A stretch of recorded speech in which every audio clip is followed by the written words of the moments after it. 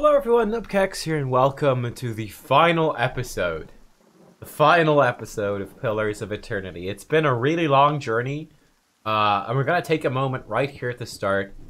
I think it'll be kind of fun to take a look at some of our character stats and see how our companions have fared and served us and competed with each other even over the course of our journey. But we are here, we are on Burial Isle, and we're about to jump into this pit with the help of 4 different gods. Try bring us through here for the Court of the Penitents. At the center of the Court of the Penitents is a pit so deep the bottom cannot be seen, nor does it make a noise when pebbles are knocked into it. The fall would surely kill anyone who jumped. However, we have the aid of the gods, which is going to help us get down there. We have sworn to Hylia as well that we'd return the souls that have been collected here. We're going to return those souls to the Hollowborn children, and she is giving us extra aid for doing so, for doing that. But yeah, we've done everything in the game. It's been a real completionist run. We've done obviously all the main quest. We've done all the White March, all the White March Part 2. Now we did the 2-story job, the one where we accidentally went to the Abracan Dominel instead of to Lord Raymond, and then we couldn't warn Lord Raymond about it, so we still have that quest to steal this gem. We never did that because I don't want to steal from him. I did look it up though, just to be sure. All that happens if you go to Lord Raymond before you go to Mr. Domino himself is he gives you some money and says thanks. So we didn't miss out on anything major, but we've done all the other side quests, all the companion quests, all the bounties, all the tasks. We defeated the Master Below, the Adra Dragon. We beat the Alpine Dragon as well. We even defeated Consohots, the Archmage, and then even Langroth and 2 Bog Dragons, another Archmage and her 2 dragons. So we've done a lot of stuff. It's been pretty awesome. Quick recap of our companions, just so we can see. And these are the reputations that we walked away with at the end of the game as well. Or well, maybe we'll get some extra stuff here at the end. Who knows? But I thought it'd be nice, just in case we don't, to take a look now. So 4 benevolent, 2 for clever, 2 for stoic, 1 aggressive, 4 for diplomatic, 3 for passionate, 3 for rational, 4 for honest, and 2 for deceptive. So for the most part, we're a really positive person. You know, we're kind. We try to resolve things diplomatically. We're honest. At the same time, we also kind of care about people, but we're also rational. You know, we follow our brain. You know, we do the smart thing. We think things through. We also, you know, we can put up a strong face in the face of adversity, and we're good at thinking things through as well. Very occasionally, we do get aggressive when things call for it. And then sometimes we're deceptive. You know, we'll lie. Sometimes we will lie if it will bring about a very important good. But for the most part, we're very honest, though. In terms of our reputations with the different factions, we're a champion of Defiance Bay, champion of Gilded Vale. We're a hero to Deerford Village. We're a hero to Twin Elms. A champion of the Knights of the Crucible. The Dozens don't quite know what to make of us. House Domino hates us. Ethic Null hates us as well, at least the few that are left. We're a friend to the Ovate of the Golden Grove, an ally to the Fangs, and the champion of Stalwart. We spent 8 months, 14 days, 25 hours, 11 minutes and 22 seconds traveling the world. We've been traveling for 5 months of that. We spent 4 days in combat, defeated 3,000 total enemies. The most powerful enemy we defeated was the Devil of Karok, who defeated Brinlod. That's interesting. Oh, Brinlod. Adair spent the most time in our party. Adair defeated the most enemies. Adair did the most total damage. The Devil of Karok, though, did the most single target damage in a single hit. She did 278. Aloth got the most crits. Durance got the most hits. Adair also took the most damage as well as doing the most damage. And I was the one that was knocked out the most. Take a quick look at different people. So Pallegina defeated the Terror of Whitestone Hollow. She defeated 284 enemies, 60,000 damage, and she took 13,000 damage. Got knocked out 8 times. Adair got knocked out 10 times, took 26,000 damage. So he did take a lot more than her, and he also dealt out 100,000 damage. Defeated the Radiant Spore. His most powerful enemy defeated was actually the Deadfire Shanty Singer, so he didn't really fight a whole lot. Still did 26,000 damage. For the most part, he was all about healing and buffing us. Devil of Karok Actually did 55,000 damage in the short time she was with our party. The highest single target damage, 280, which is very impressive. I think it's hilarious that she actually crit more than twice as much as she hit. She is doing tons and tons of crits, but she's kind of squishy. Valerie, Deadfire Backstabber, intriguing. Highest target damage I did is 100. Again, we did lots of crits. Took a fair bit of damage, but we also did tons. We're actually second place behind Adair in terms of damage. Or perhaps Aloth beats us. No, Aloth has done 73,000. And again, there are his stats right there. So they're the main companions we had with us for most of the time. They're the main companions we had with us most of the time. I think we're ready. I think we're ready. Ready to face the end and see what final difficult choices will lie before us as we face Theos and finally uncover, or at least I hope so, and get the answers to some of those the most difficult questions that we've been struggling with for the whole game. With your awakening, with our own awakening and the memories that are in our own mind. Finally getting an answer to that. And finally, hopefully, stopping Theos and Woodica and stopping the Hollowing. We'll see. A great pit lies in the shadow of the statue of Woodica. No light from the surface reaches the bottom, but even so, you catch flickers of a ghostly glow in the depths. A wind from the pit buffets you. It isn't cold, but it raises goose flesh along your arms. The wind carries a whisper, low and sibilant. As you look into the pit, souls gather around you. They encase you in a cloud of essence that swirls around your body while you consider your next move. Jump. Let's do it. We're ready. And we only needed the help of one god to make it into the pit. But we actually have the help of 4 gods, so we should be 4 times as safe as we ought to be here. We'll see. You jump, trusting in the promises of the gods and the power of the souls to bear you safely down. The sudden drop takes your breath away, but the souls catch you, encasing you in a shining, thrumming aura. But while they slow your descent, you can still feel that you're falling faster than you should. The essence flowing around you is strong but chaotic. You find yourself drifting toward the wall. Mind the wall, Valerie. That'll leave all kinds of marks. Uh-oh. Reach for a companion. You reach out and feel a hand, strong and sure, wrap around your forearm. It tugs you away from the wall just as you feel your toe graze something. You manage to spread your arms and legs into an X, steadying your position and the rate of your descent. You reach the court of the penitents, millennia-old stones safely under your feet. Act 4! Your party is considered high level for the content in Act 4. So absolutely, yes, high level. Please scale up the game to us here. Of course, when the game first came out, level 12 was the max level, right? But we're now level 16 because of the White March Part 1 and 2, the 2 expansions. So it's only fair that we, I think, turn this on. We also got a couple of nice little items that came from the Deadfire DLC, celebrating the upcoming release of After what seems like an eternity, your rapid descent comes to an abrupt end. You remain still for a moment while your heart settles and your eyes adjust, breathing in stale, forgotten air. Before you, a narrow and eroded walkway becomes faintly visible in the dim light, cutting a winding path through a cavern so expansive it seems a world unto itself. In the distance, you can make out the cold gleam of living Adra veins that spike and fork in and out of view from the murky depths beneath. Their glow a faint and fleeting guide along the ancient trail. You look above at the opening you jumped through, now barely a speck of light like some distant star alone in the cosmos and forever out of reach. Your only way lies ahead. Okay. All right then. Enter Sun in That went Shadow. better than I expected. Everyone all right? No shattered knees? Good. Just me then. Good. Looks like all my parts are still moving. Did Adair shatter his knees? No, he's fine. We actually have a secret here. Hello. Gonna grab that. Why not? Some camping supplies. That's actually nice. We only. I'm actually a bit short. I only have 3. Could be plenty. Got ourselves a trap, eh?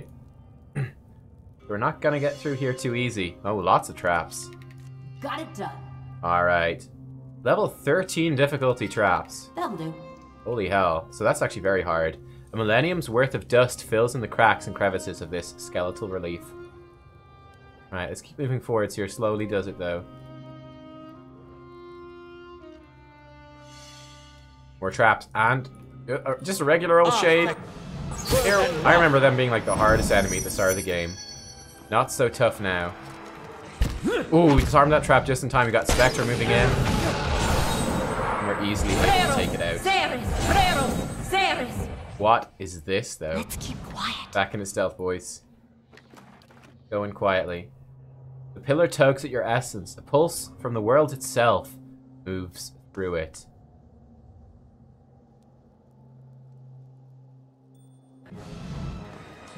Okay, go, go, go. Hello. You got some Adra animats here. Okay, so some tougher enemies. Let's, oh no, not that. Let's charge across the animat, I guess. Actually, no, we can just do our smash. Probably get a stun down here, why not? Yes. Let's lay down debuff as well, why not? Should be effective. Alright, good. Let's give blades our reaping knives to the devil, have her get in there, start chopping this animat apart with that raw damage. Should be beautiful. Hopefully be very effective. You know what, let's actually drop our mind web. Make sure everyone's protected and defended from this. Doesn't look too bad though. We fought far worse than specters. We vanquished dragons. Though I do remember when these were the extremely scary enemy type. An extremely scary enemy type that was... Yeah. These were our bane at the start of the game. Difficult to hit. Keeping an eye out. Able to teleport around. Alright, maybe let's not have... Yeah, let's not have Aloth go in alone. Soul Adra Prison. Huh. Alright, let's move in, guys. Okay, a bunch more. Hello. Where's that? Where is he? Alright, you charge in on this Spectre, sure. You activate your Sacred Immolation, because they're probably actually going to jump on top of us. You can, you know what? Drop a buff on all of us here. We're going to shoot. You're going to shoot. You're going to shoot. Hey. Really good. Like that. They might be up to no good then after that. Let's see if we can stun them. Be nice. Alagina, take some hits. There we go. Nice AoE stun. Here comes... I figured it would come for us. Isn't that nice? I don't even know if they're able to hit us, to be honest with you. I don't even know if they can. Let's give her blades so she can chop stuff up. Go with the Reaping Blades. Go chop, go kill. I think she still shot a crossbow despite holding the Reaping Blades. That's kind of hilarious. Alright. What's in here? Let's go fast mode. I think we're pretty confident here. These are just shadows and shades. Ain't that More special? traps. Not nice. Okay, let's see what's up here then. Hello. Got ourselves some animats, boys. Let's activate that. Let's definitely drop. Let's drop our crit on us. Why not? Crit buff, always good. Ooh, we just took a big hit. Lightning, bouncing lightning orbs coming through. Actually, that's a lot of dudes right there. That's a lot of dudes. Let's charge in behind. Let's see if we can knock these guys. Yeah, that actually looks like a good charge position. Get in there. Beautiful. Then see if we can knock them all down. Should be pretty good. Definitely time for the Reaping Knives here. We could do like a raking attack through them. We'd do tons of damage. It would hit, probably hit Adair. But Adair's a beast. Okay, it totally did. I think it actually crit Adair, unfortunately, but he'll survive. Adair will be fine. He's tough. He can take a hit. Hopefully. And then with them still stunned, Devil's just gonna go in and chop them apart. Nice. Sorry about that, Adair. Laying low. You've got lots of health to play with, so it shouldn't be too big of a problem. Got a chest over here, and this is kind of glowing. If you say so. 9 difficulty chest. Exceptional leather armor. Sure, why not? Got a door. What's inside? Pot. Keep moving forwards. Hello. We found something.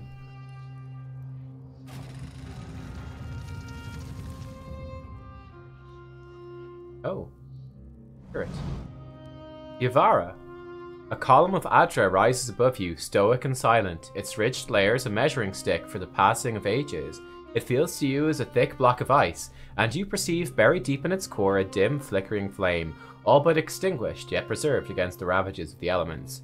At your approach, the flame seems to steady and draw strength, and the layers separating it from you melt away, and you're bathed in its glow, a bright beacon in the gloom. The glow seems to fade as though you had adjusted to its intensity, and where it was, Yavara steps into existence, an idyllic shade hovering above the moist prison floor. Though ageless, she appears somehow different to you now, a slight stoop to her carriage, perhaps, or a trace of sunkenness in her eyes. There's a broad scar across her face, fibrous and wormy, where flames once lapped, unhealed even in death. Hello, sister. It has truly been ages. You are so different now from who you were then, yet much remains the same. Old troubles with a new face. What is it that has brought you here? Say, it would seem I have unfinished business here. I'm here to free you. I go wherever fate takes me. I need answers. You better give them to me, Ghost, or I'll find you a fate far worse than this. I wanted to make sure you still suffer for your transgressions. It would seem I have unfinished business here. I'd hoped after our last discussion you would find what you sought. Has it eluded you all this time? Hey, Luciferans, no, you've not missed the ending. We're just getting into it here. You're still in plenty of time. I can only guess your presence here has something to do with Theos. The energy of this place changes when he is near. I don't know what he has done, but I do know of the souls that pass through here now. They do not come by choice. No, the souls of the Hollowborn children. Theos diverted them from the cycle. He seeks to empower Woodica and to blame Animancy for the damage he's caused. After all this time, he would still stand against the tide. You knew me when Theos did. There's something I need to know about that time. I will tell you what I remember. There's something about that lifetime my soul can't let go of. I need to know what it is, and I'm running out of time. I see moments from that life, of you, of the Inquisition, of Theos. I can see his influence, still hanging like a weight about your neck. So it always was. He had inspired something in you. We spoke of him the last time you were here also. It was just after the trial. You were agitated. I think because you started to consider that what I was teaching may have been true. And what was that? Her mouth tightens and her brow furrows, a look of pity. Her eyes shift back and forth between each of yours as if looking for something that would help her decide whether to speak. That the gods aren't real. Philosopher, background nihilist. I knew it! Alagina throws her head back and laughs gleefully. Ha ha ha! Of course not. It all makes sense now. I'd dreaded the idea from the moment the Delimgon suggested it. And yet, it almost feels like a relief. Got out of work, Lucifer, and it's just in time. This is great. Well, gods aren't real, but we've also encountered the gods. Like we talked to Hylia. We've talked to loads of the gods. Like we saw what Andra did in the White March. So what's going on? She's not serious. Perhaps not to her. Many are those whom the gods have scorned. This is petty retribution. What I taught was that the gods whose faith we had been spreading were not gods at all, but something else entirely. Something created by people. Who created these gods and for what? They were conceived by Engwyth, a society of high minds and broad concerns. Theos's people. In their time, every people worshipped its own gods. Sometimes they warred over it. After a few wars of their own, the Engwythans sought an end to it. They devoted all their energy to finding the true creators.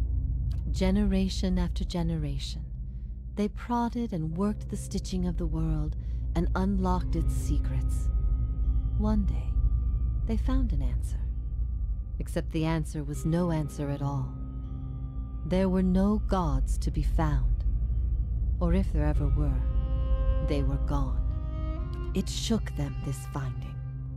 If they could discover this on their own, how long until others would? How long before war and chaos reigned over a world without consequence? But they had mastered many things in their pursuit of these answers. And with their mastery, they crafted their own gods to fill the void. and sent missionaries to the corners of the world to spread their faith. Wow. Okay. So they created these gods. Huh. How did you discover this? The Nguithan missionaries all knew it, but they never told the rest of us. They meant it to be a secret that died with them. And in the end, they allowed their bloodlines to fade from memory. I had been assigned to join a few of them at a temple. I found the door to their chambers closed, but the room was stone and the door thin. Their voices carried. I heard enough. I investigated the things they spoke of, and everything was there, just as they said it'd be. Later on, after I left the Order, a few Nguithans found my words persuasive and joined my cause. They revealed what I did not already know. This is why you started your own faith. I never thought of it as faith, but I think you are right to call it that. Let the world see. Let them decide what to do. That was my faith. I became a missionary because the gods brought me hope that I wanted to bring to others. For a time, the truth sent me to a dark place. Then the day came when I realized nothing had changed, that I still had a purpose, and the purpose was the same and it was worth living for. I began questioning the other missionaries in public, exposing their parlor tricks. In time, their following became mine. Is it true what you taught? You asked me this once before. Nothing I can say would be any proof, and it may be certainty your soul craves. Resolution. But if you are bound for the same place Theos directs these souls, you will see for yourself, as you once did. Everyone faces this truth at one time or another. Few confront it. Few have the stomach to ask what if. And in avoiding the question, they deny themselves an identity of their own. Scans her audience in silence, her eyes thoughtful, lingering on each member of your company in turn, finding interest in things unseen. What if all the tragedy, all the persecution, came in defense of an imposter? Led to a dare. That's not... That can't be right. Aethys, he's done miracles for people. The power of the gods is undeniable. The truth of the story they weave is not. What if it were forbidden knowledge rather than fault that earned your doom? What of your guilt? Endurance. I have seen with my own eyes the deceptions of my goddess. The Watcher has shown me as much. But it was not until now that I understood how truly desperate she was. The depths of her deception. I actually really like this, that how we've interacted with our companions the whole way through is like totally informing them here. Like, awesome. You speak of her deceptions, but what of your own? Was it her words that led you down your path? Or was it the absence of her words? A gap that you filled with your own broken thoughts? Beads of sweat coalesced on Durance's forehead and trickled down the sides of his face in streaming rivulets, as though he were a block of ice standing before a great pyre. What if you had always been alone, without guidance?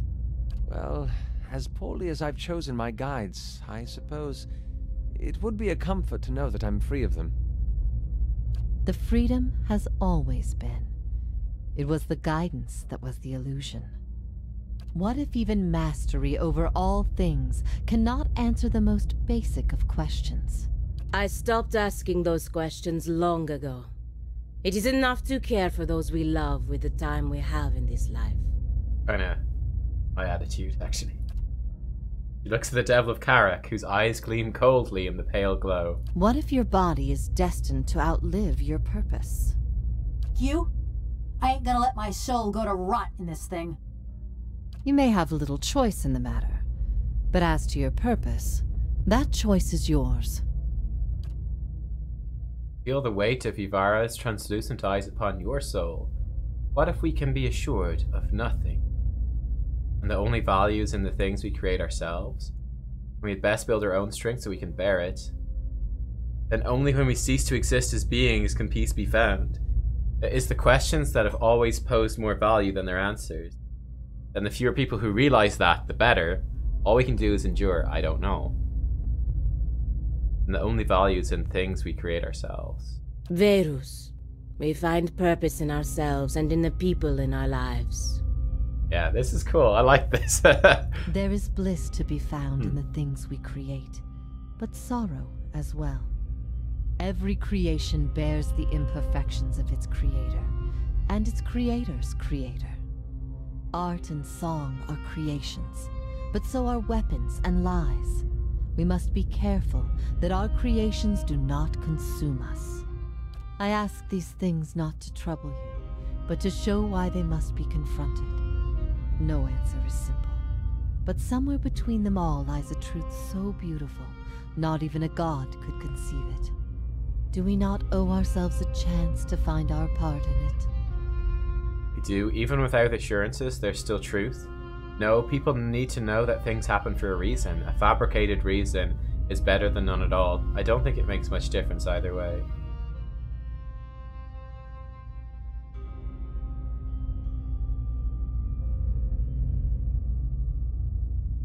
Let's say we do. If that is truly what you believe, then you are a far different person than the one I knew. I've been alone here with my thoughts for so long now. I've found peace with my failures and with my punishment. I no longer curse fate for what might have been. But there is one thing that has clawed and scraped at my mind all these years. One thing that will not be put to rest until I know. Until I understand. For the first time, hints of doubt traced her serene visage. I need to know why you chose to remain with the Inquisition, even after you'd learned the truth. Do you remember? As she asks, the memory springs to your mind immediately, as though it had just happened. I never forgave you for what happened between us. Your teachings were a threat to all I believed in. I resented you. I wanted to please the gods. Your capture brought me glory. I was afraid of what Theos might do to me if I didn't agree to do it. I don't think I had a reason, I just did it. Sorry, there are no assurances. Say, your teachings were a threat to all I had believed in. I never wanted that.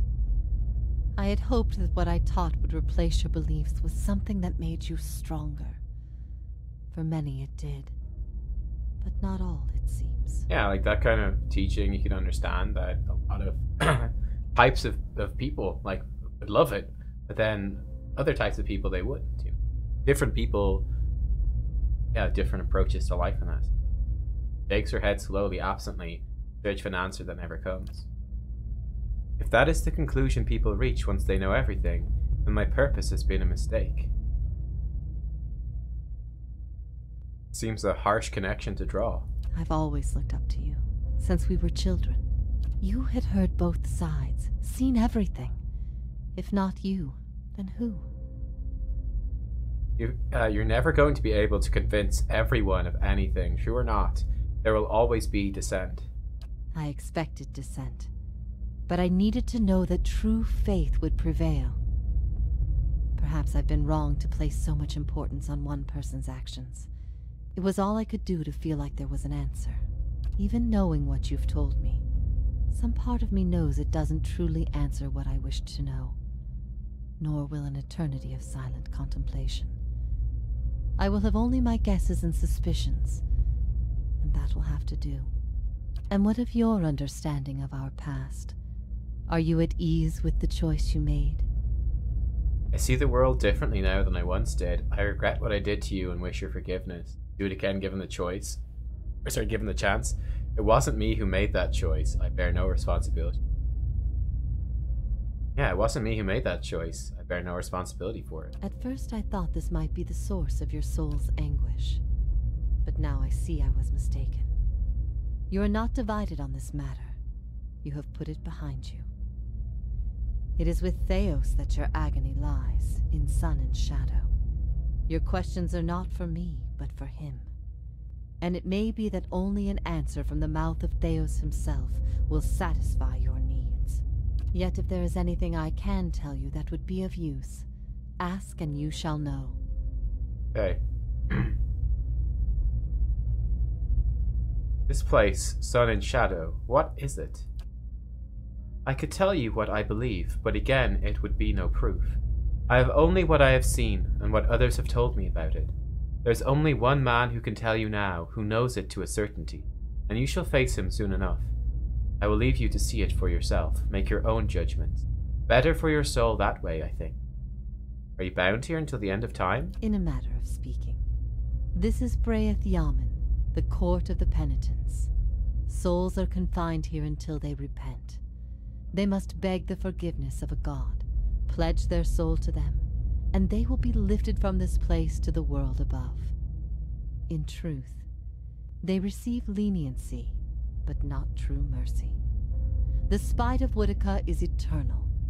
They linger above, at the site of the old court, and are not permitted to leave the island, forever severed from the cycle. Oh. This prison was full once in the days of the Inquisition, but time weathers all things, even will. I'm the only tenant who remains. Yet, I feel their presence strongly now, as it was in the beginning. You have brought many of them here. They cry out for the judgment of Theos. You have struck some bargain with the gods, then.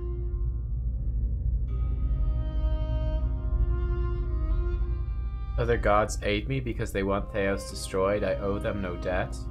Better to be on their side than Woodica's. I'm using the gods to further my own end. Yeah, this one. They aid you because they would bend you to their own purposes. Engwith built gods from ideals, and an ideal on its own is a grotesque and vicious thing.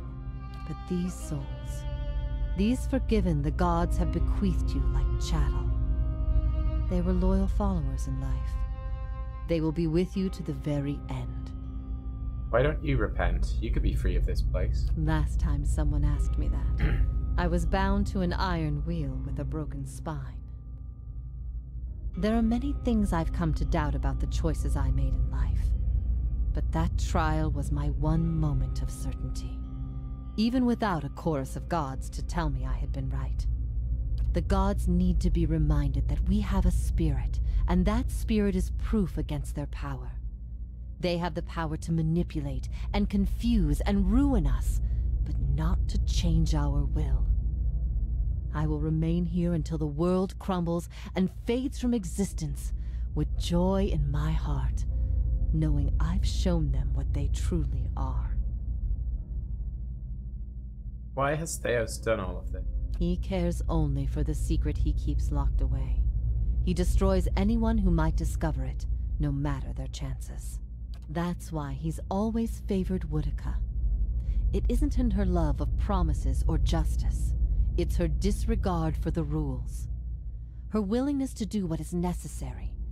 To Theos, she's not a deity, but an ally with which to conspire. When her power waxes, she does as she pleases with this realm, as well as hers. And she wants that secret guarded as much as he. If Theos succeeds, there will be a shift in the balance of power among the gods. Woodica was vanquished once, when the other gods decided she had gone too far, and her power diminished. With this infusion, there is no telling what she will do. The only certainty is that there will be chaos in their realm, as well as ours. You know what it is I need from Theos? I could not say for sure. But you have been to Sun and Shadow before, and it came at a crossroads in your life, when much of what you knew had been upended. I have to believe it will come to you there. Your concerns then were of loyalty and trust and the gods. Everything I told you seemed to send you further into doubt. His words mattered to you when you knew him then. After you and I spoke, you went immediately to seek him out. Perhaps you simply sought confirmation from the man you trusted. If something from that time still troubles you, it may be something he told you then, or refused to tell you. He keeps secrets better than any in this world. Well then, how can I get him to tell me what I need to know? You will not find a more resolute being on all of Eora. There is no offer you could make, nor spell you could cast, nor pain you could inflict that would make him reveal what he hides. But I see you have become a watcher in this life. Perhaps in defeat, when he can no longer defend himself, you might learn something from him. Damn, so we basically kill him and then read his soul. Well, how do you speak Adiran? Speak no language now, but the wordless expressions of the spirit. It is through my connection to you that I'm able to draw upon your words and form them as my own. Okay, it's time for me to go. Theos will not wait for you. If you do not catch up to him now, you may never find him again. The gods have given me the souls they're forgiven. If you repent, you can join with them, help me strike the final blow against Theos. No, she doesn't want to repent. Defiance here is an illusion. You're a slave to the gods, bound to their rules, stuck in their system. Your continued existence is proof of the gods' dominion over all of us. If you hadn't planted doubt in my mind long ago, I'd be living a normal life long ago. Before I go, I'll repay you for this curse. Wow. I'll waste no more time. Farewell, Ivara. I'll waste no more time. Farewell, Ivara. It's a cruel fate to waste all this time to be reunited with my only sister, only to be forced to part soon after. But then, what is life but a series of brief encounters with those we love? If ever we should meet again, in this life or any other, I hope to find you at peace. That's crazy. Alright. Getting answers. That is certainly what's happening. Alright. Where to next? Down here?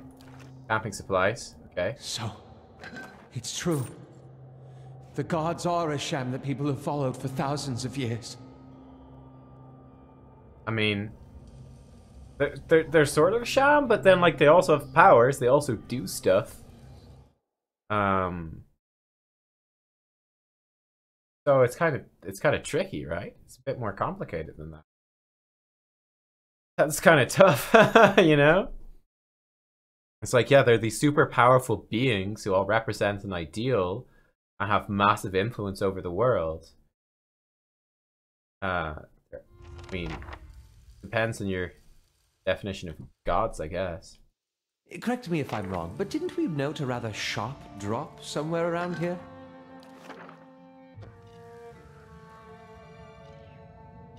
Very dark.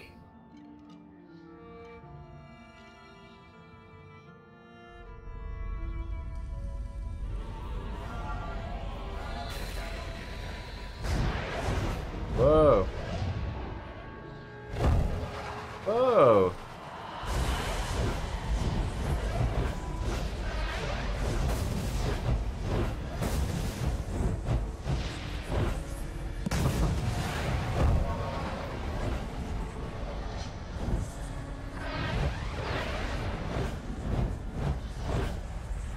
They're the souls. Full of surprises, aren't you? We light our own path now, Watcher. Can you do that again? I had something in my eye. Missed most of it. Diamond. That's super cool. I guess they're the souls, some of the souls the gods sent with us to light the path. Or, well, not all of it, but some of it. Most of it. Oh, hello. What the hell is that? An Engwithin shade. Engwithin shades, huh? Alrighty.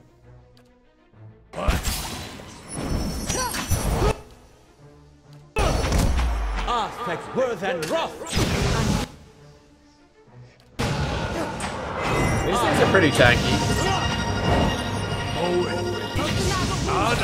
Be more careful. Be cautious. Be constant. We've not lit all the torches. You gotta see this. Uh-huh, what we got there?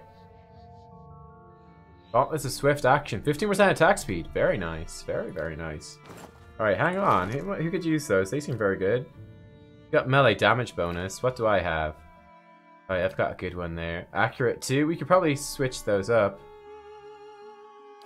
More attack speed. What gloves do you have? Deflection? Tell you what, Adair. I'm gonna give you the things of attack speed. We need to give you a ring of deflection, which we should have loads of at this point. Oh, deflection 5. There's deflection 9. There you go. Nice. This. Oh, I think we need to go through this way. Another soul thing here.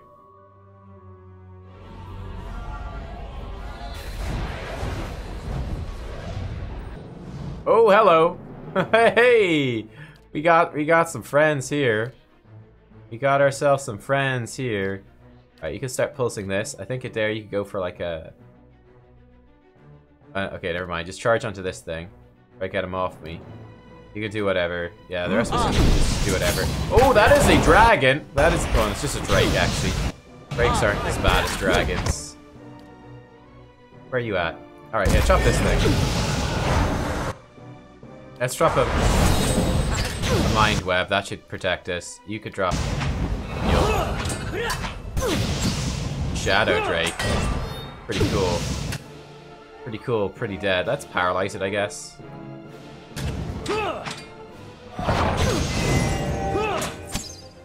I love that spell, Mental Binding, is still insanely strong. Even at this point in the game. Oh, look at this. 25% chance to cast Merciless Gaze. Oh, very nice. Hits converted to crits. Beautiful. Beautiful. So it's raw damage with Twin Sting, is it? It's the next level. Aloth actually and Adair want to speak to us. So let me just double check that. So yeah, raw damage. Oh, she does raw damage over time, so... I might not level up fully, but it's still good. Adair. Well, doesn't that just beat all? Here I was, wondering all this time whether all these terrible things were people's fault or the gods. Turns out they might be the same thing. Wonder how things would have gone different 15 years ago if the Raid Sarens had been told their god was made in some forge or kiln someplace. Would we still have gone to war? It was their god who made them believe they were right. I doubt they'd have fought if they knew he was fallible. People were starving, they'd have rebelled sooner or later.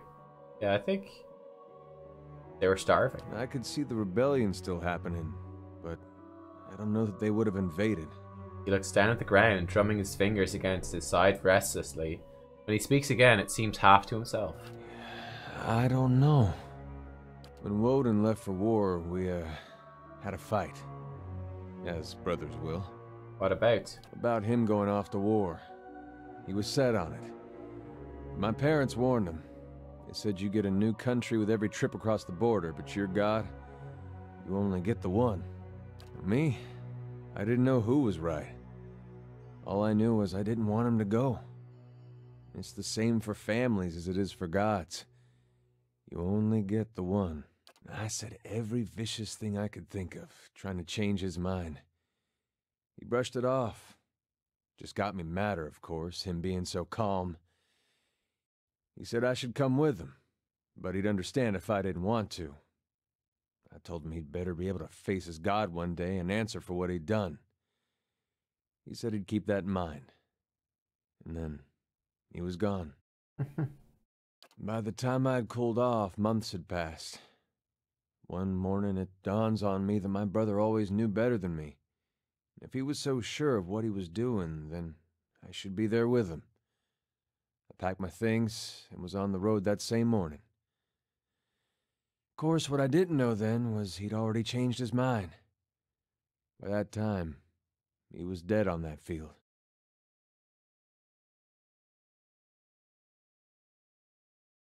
You think he went to Widewen because of what he'd said to him? Crossed my mind. You live in a place like Gilded Vale. You don't have a whole lot else to do other than think about things you don't want to think about. I hope that wasn't it. I hope he went there because it's what he thought was right. But it seems I'm not meant to know. So if you'd left with him, you'd have known why he changed his mind. If I'd have left with him, we'd both be dead, so... True. I don't know why I bother thinking about it. He asked me to trust him the day he left. Said if I went with him, he'd make sure we were on the right path. And he deserved that. He deserved that trust from me. Raid Saris is a long way to walk on your own. I think I'd have liked to have been there with him on that journey. Even knowing how it ended. Damn. Be on our way. Still one more mess we gotta straighten out. Come on then. I still owe you one.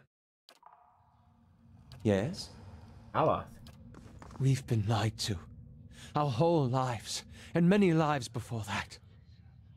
And it's led us to put our faith in a pantheon of gods that never deserved it in the first place.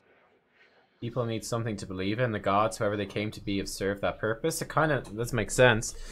But they've also failed in a lot of ways as well. Theos is wrong. Most people are fundamentally decent. Knowing the truth can only make them better. What difference does it make? People will be what they are, whether or not there are gods to believe in. It's an outrage. There's no excuse for misleading people like this. The Inguithans were right. People are fools and can't be trusted without some kind of authority looming over them.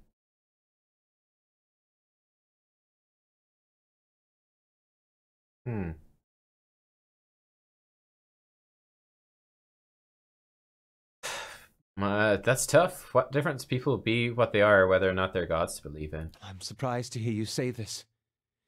It seems that much harm comes from imposing authority where perhaps none is needed. We've seen the atrocities that members of the Leaden Key have committed without even understanding why or for whom they act. For once, the half-souled elf is right. To live in ignorance is to allow the gods to have their way with us. I've also been thinking. There won't be much left of Theos by the time you're done with him, if I know how you operate. That will leave the Leaden Key headless. Perhaps it's best it stays that way. I agree. Someone should fill that role. Do what you think is right. Boy. Wow, okay.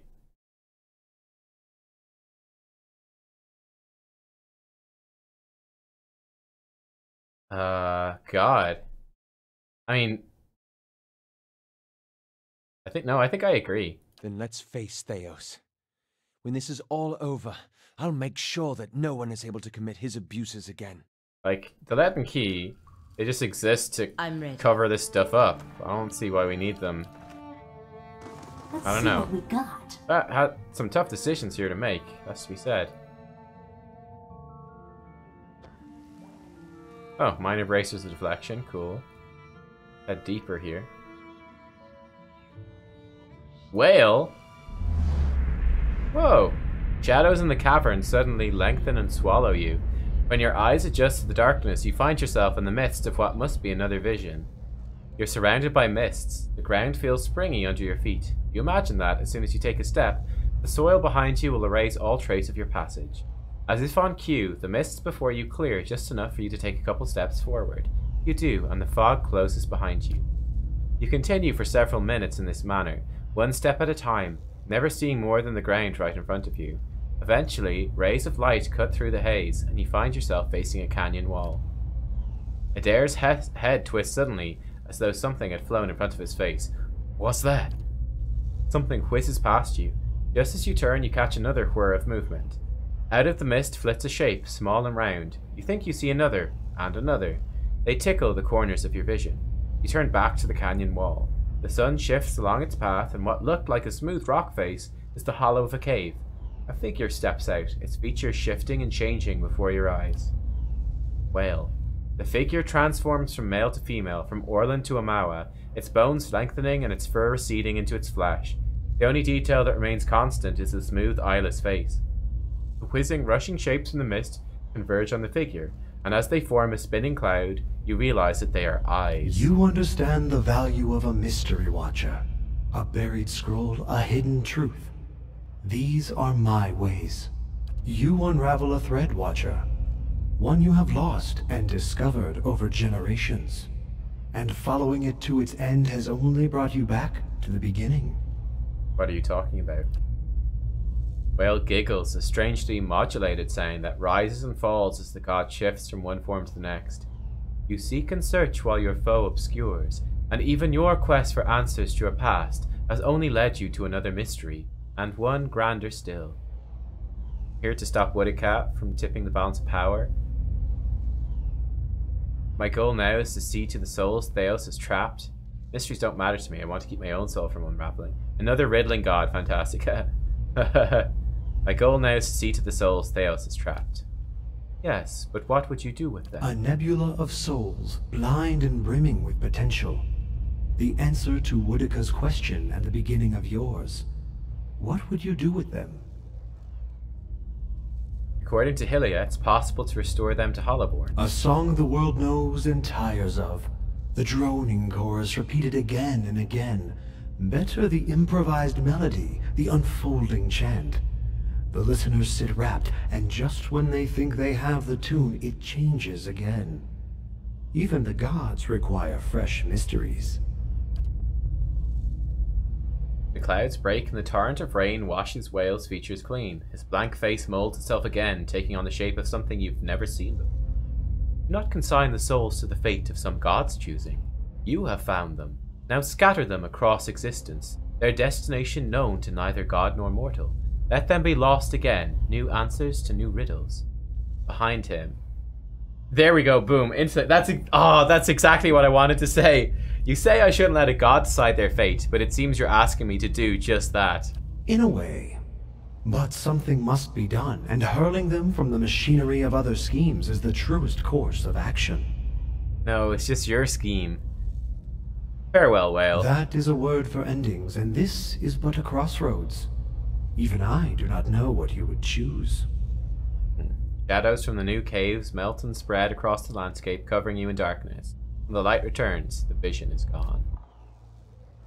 I think it's so funny. It's like they no idea. They're so enslaved to their own their ideal. Hello. A lone segment of the bridge rises over the ruins of an ancient city. It looks stable enough, but the wide gap leaves little room for error. Alright, let's jump to the freestanding segment. Devil of Karak gets a running start and leaps over the gap. However, she cries out upon landing and collapses on the other side in a tangle of limbs. Uh-oh.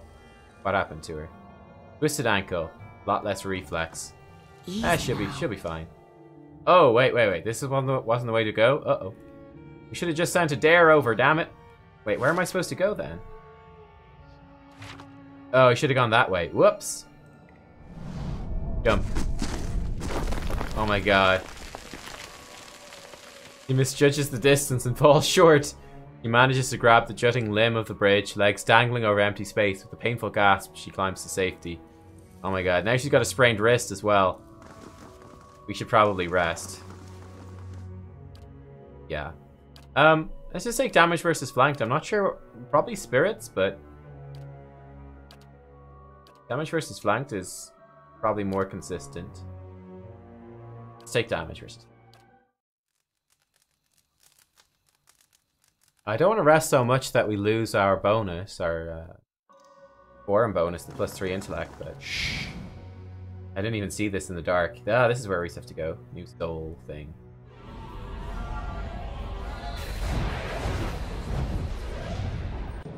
Oh, hello. Hey, we got friends. We got friends. Right then. You go Deleterious, why not? Pop the old aura thing. And the rest of us can just do whatever. Just shoot stuff. It's all good. Actually, maybe it's not all good. These are pretty tough foes. Right. Give us a crit aura. Oh, that's a big one. And a Shadow Drake. Lucky us. I do love Shadow Drakes. Actually, no, shoot some of the smaller ones. Try to get them killed off. Let's give the blades to the devil. If we can get to her. Should be able to. Is Pallegina here? It is.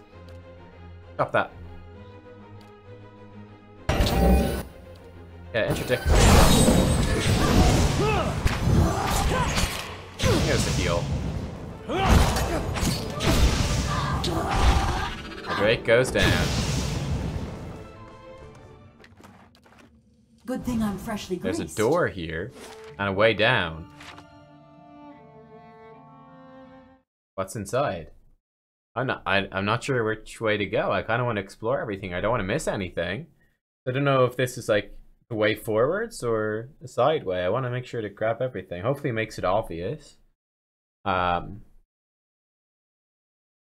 Way down seemed to be the way to go, but this is go through a load screen, so okay, this is definitely the way forwards. Yeah. The machine, yeah. Okay, hang on. Don't go through here yet. Let's just explore the final bit out there. Who knows? We might run into another god. Who knows what we might find? I think it's worth having a little look. Worth having a little look here. But yeah, like this is the problems with the gods. It's like it might not be a terrible idea necessarily, but some of the problems that have cropped up because of it, pretty big. Like, number one, the gods, we don't even have all the gods. Some of them are dead. They killed some of them, you know? They killed some of them. Aethys is dead. Andre killed Abaddon. You know, it doesn't quite work. Maybe we'll find the meaning of life. This is true. Maybe we will. Maybe we will.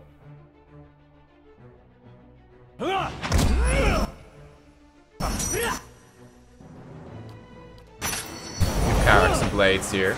They're converging upon us. A heal will actually do damage, which is nice. Very nice. Let's get a defensive mind well up and running as well. Keep ourselves protected. Alright, beautiful. Let's just pull some knockdowns. You turn on your Sacred Immolation thing. That's awesome. Mow it. Watch your fire. I'll keep an eye out. Alright, cool. What do we got over here? Like nothing much. Like nothing much over here. What was down here? But yeah, that's the part. Like, let's keep quiet. Yeah, some of the gods just go very wrong. Can we not get down here? It's weird because there's stuff over here that we missed. But it looks like we can't actually go down. I'm not sure why. I guess it's just a dead end. It's just so dark we can't quite see it. Okay, then in that case, let's head through the door. We're ready. Yeah, it would probably be good if they cooperated and they balanced off of each other. But it seems like they're so enslaved to their own ideals that they're not fully programmed to cooperate. It's like they're programmed to just follow their ideals. And then, like we saw happen, Andra tries to kill Abaddon. Woodica and Magran literally do kill Aethys. And it all goes unbalanced. It doesn't work. That's maybe the biggest problem. Oh, how do we even get through here? It's giving us some good stuff. Are you ready to take the oath? To spread the word of the gods to the lost and heathen? Hey, Theos. Vision of Theos. Lots of loot here. I am trusting you to remain loyal to the gods in this. If you do not, you will have greater powers than me to answer to. But you will answer to me as well. I wouldn't ask this were there any other choice. This is the way down to the center. Go. Oh, we should go around some more. This is a missionary, same as I was. Taught the wrong things as I was. Oceanus. They have held off many would-be invaders. You are ready to give a confession? I am ready to hear one from you. Theos, where are you?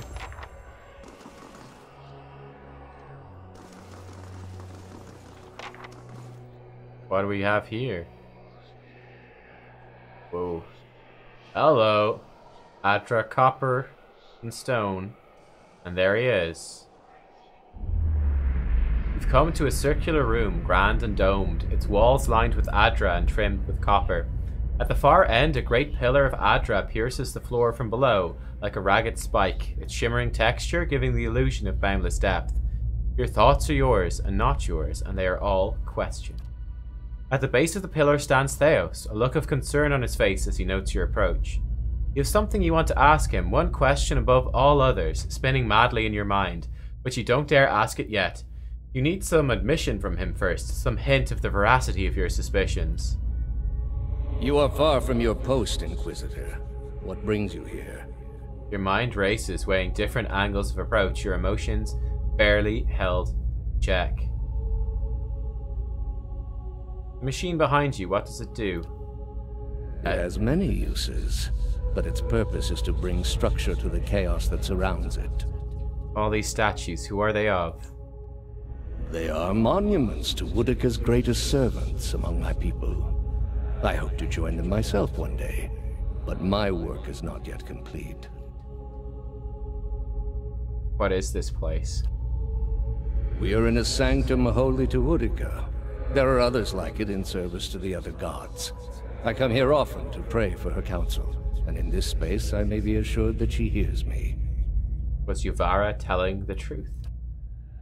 That woman sought only to destroy the foundations of peace and civility that my people sacrificed everything to build. Was the entire Inquisition based on a lie? The Inquisition was based on the need to cut the flesh from a rotting wound. You're shaking now, having lost all patience for tact. No more evasions, you have to know. Everything you believed, everything you've done for the gods. Did you lie to me when you said the gods could end suffering? Theo says nothing. Are there no gods? What is a god? A higher power? A rewarder of good deeds and punisher of the wicked? Something men can turn to in their darkest moments when their days seem only like bridges from one tragedy to the next. Our gods are all these things. With Theos' every word, you find yourself losing control of a boiling cauldron of rage and doubt and fear and hopelessness, until you can take it no more. Are there no gods? We are in a sacred place within earshot of the gods themselves. This is not the time. You've been through much these past few months. You will return home and you will rest. When you feel you have recovered, you may rejoin us at the trials. The Inquisition is far from over, and I will have need of you. There are many who continue to spread the lies of the apostate. The Inquisition will not end until we have pronounced judgment on all of them. His eyes linger on you, and there's no mistaking the threat behind it, and your rage shrinks at the image of an iron wheel in your mind, monolithic and caked with the dried blood of thousands. You do not ask your question again.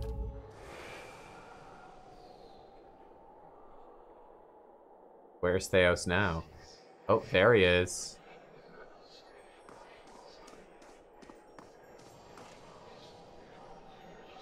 How did you find it? I'm not here to talk this time. I didn't. It was Lady Webb. Another in a string of acts of petty defiance. For all her knowledge, she always preferred spite over reason. She loved you. Then she should have obeyed. I ask one thing of all my followers. She was incapable. A waste of rare talent and intellect. Blind obedience is a lot to ask of someone with a mind of their own. What of your cohorts, then? They have followed you to their deaths. Is it loyalty that brings them here? Or is it, as my agents suggest, that they have no direction of their own? You worshipped Aethys, did you not?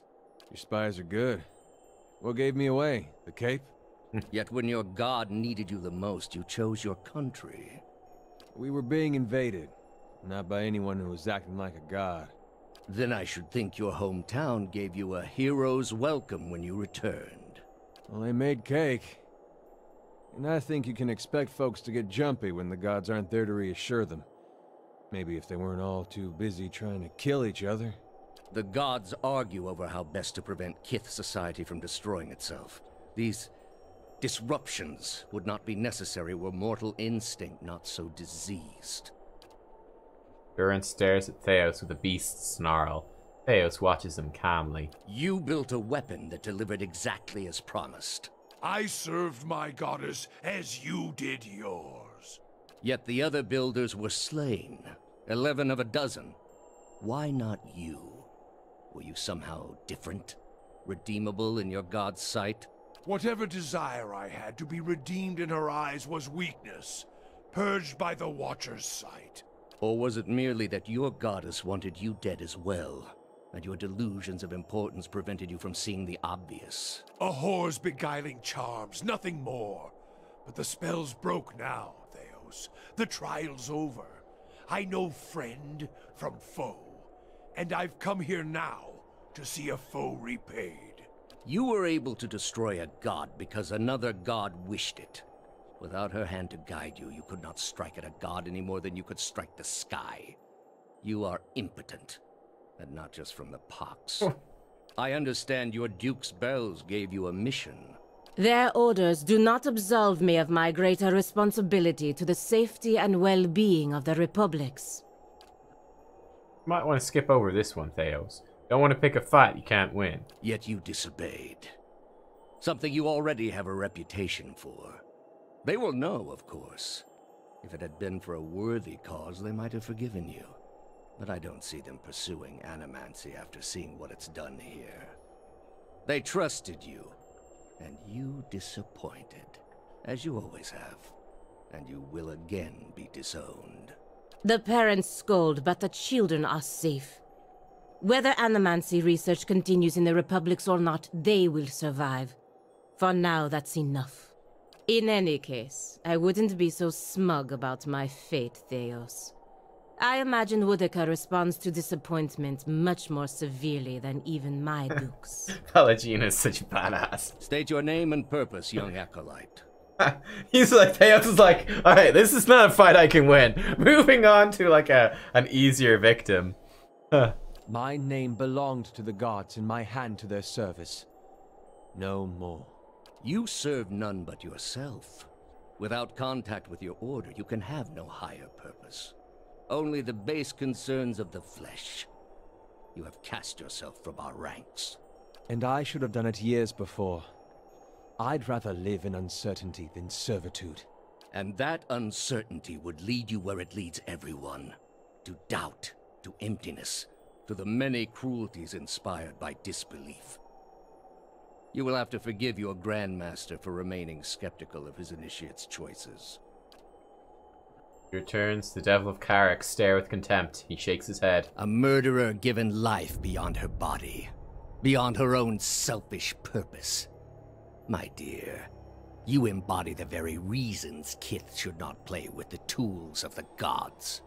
Who set us up to destroy each other. Okay, her voices are a little bit bugged. I noticed that earlier as well. Last I checked, it was your god says it. Your city was spared by a god. It was destroyed by Kith, who took matters into their own hands. Such are the excesses my order seeks to correct. That's some strong medicine. By tearing the souls out of little babies? Strong and lasting, the way it must be. We do not indulge the whims of bloodlust as you do. All we do is for the sake of a cure. You are here because you are lost. The gods cannot reach everyone, I'm afraid. May you fare better in your next lives. I gather you have had your soul awakened. Why else would you shadow my footsteps like some stray mongrel? You think I have something to offer you, but our business was concluded long ago.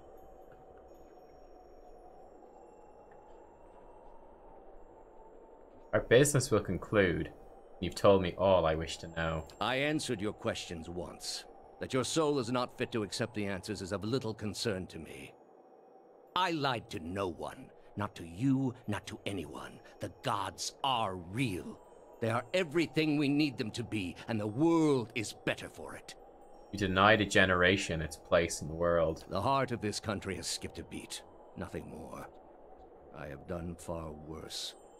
I plunged the peaceful kingdom of Telosus into civil war. I slew the monarch of Desantio, whose people never knew hardship under his rule, and replaced him with a cruel despot who brought them to ruin. When plague arrived at the great city of Arborensis, I saw to it that the cure did not. They piled their dead outside the city in heaps that rose above their walls. Nothing could justify these atrocities. That's where you are mistaken. There was a time, back when your soul was still a shapeless mist, when the world believed only in false gods. Thousands of them.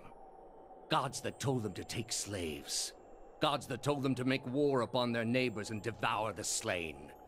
Gods that told them to burn their children alive and cover themselves in the ashes as a sign of their faith. But all that changed when they learned of the true gods. Our gods. All those misshapen, bestial instincts melted beneath the radiance of our god's majesty. You could see it in their eyes. That dull emptiness replaced with the glimmer of a kindled spark. Teaching them there were no gods which achieved the same purpose. And replaced it with one far worse. Have you imagined this existence? The one the apostate would have created. We are not all so virtuous as she. Without our gods, the most wicked, the most tyrannical, they would take that power for themselves. But more than that, it would be a hollow existence. All mysteries forever unanswered. All purposes constructed from meaninglessness. No endings to bring closure. Only a wheel, turning without mercy, grinding our spirits to dust. Underestimate. For all my years, I have seen exactly what they are capable of. What the apostate asked was beyond any man. All I have seen, the millennia of experience. I will not be dissuaded from this course. This is the only way. You're blind to think yours is the only way. You are controlled by your own doubts. We are all controlled by our own doubts. Better that we should be relieved of them. With your soul and thousands of others, I will see this world purged of its suffering. Hear me, Woodica. Your servant calls for aid. Uh-oh. Uh-oh. The game frozen? Uh-oh. Oh, there we go. I was worried there for a second. Hey! Uh-oh. I see Gazor for president says it got wrecked on this fight. Had to lower the difficulty like a little bitch. Uh-oh. Oh, shit. Oh, I see what they mean about godlike. These look like death godlike, don't they? It's crazy. Woodica's headsman. Woodica's judge. Fantastic. And Theos himself as well. Alright, boys. Time to throw down. Let's become a minor avatar. Should be pretty good. And why don't we summon actually we pop this first. And why don't we summon in old Consulhout to fight one of these guys? How's that? For fun. Right there. You come in, knock down Theos if we can. Pop some Sacred Immolation. You can take a shot at, I'm not sure what's going to be easier to take down, one of these giant things or Theos himself. Take a shot at Theos himself. You can start by just popping this. It should be fine. Actually, no, you start by drinking a potion. It'll be good, Merciless Gaze. There we go. Did I not have an item that gave me, I guess I didn't. I thought I had something that gave me Deleterious Alacrity. No, it's still tape. That's fine. Put an old Consulhout in there, yeah? Doesn't seem to be working. At least this thing's actually running around in circles. That's kind of good. Thanks for that. Alright, we've cast that. Wonderful. Let's give us a big buff here. Could be good. Dare's in there kicking ass. Go on, Adair. You beast. If I could summon Consulhout already, that'd be great. Okay, it doesn't seem to be working. Fine. Just attack then. Get in there. Shoot Theos some more. Oh, hello. What's he done? Symbol of Woodica. What's that mean? Uh-oh. That could be bad. That could be real bad. What are we doing? Devotion to the Faithful again? Do a heal. I'm not sure exactly what's happening, but it can't be good. One assumes. He's immune to stuff. Alright, well, how about we kill these things instead? Charge over to one of these, to Woodica's judge. Try take it out. You shoot these as well. How's that sound? Let's drop a wall. Yeah, this should actually hit all of them. That'd be great. And we could actually drop the Siphoning Visage. So he's super defended. Let's definitely drop that. Alright, nice. Why don't we drop the hammer on the headsman?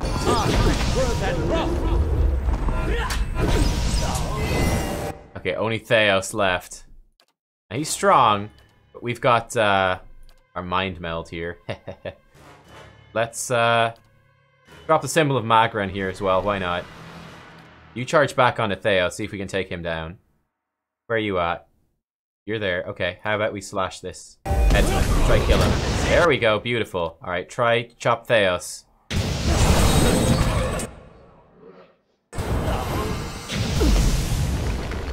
Oh, Devil went down.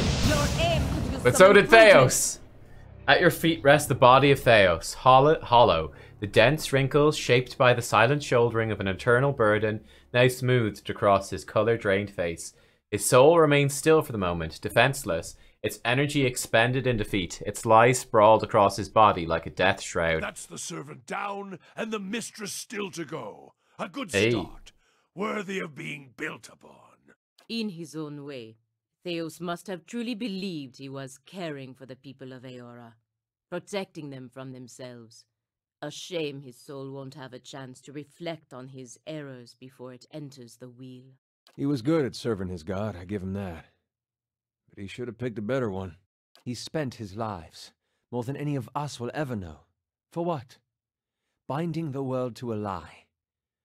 Could a man like that ever be redeemed? Couple thousand years?